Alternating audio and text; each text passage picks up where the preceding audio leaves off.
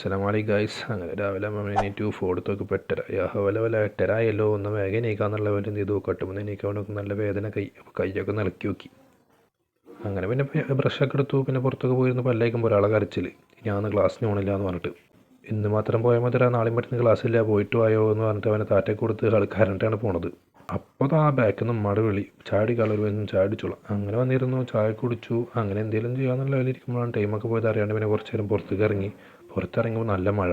അങ്ങനെ വെല്ലിപ്പാൻ്റെ കസാല കിടന്ന് മഴ കണ്ടുകൊണ്ടിരിക്കുമ്പോഴാണ് അകത്തുനിന്ന് രണ്ടാൾ വിളി.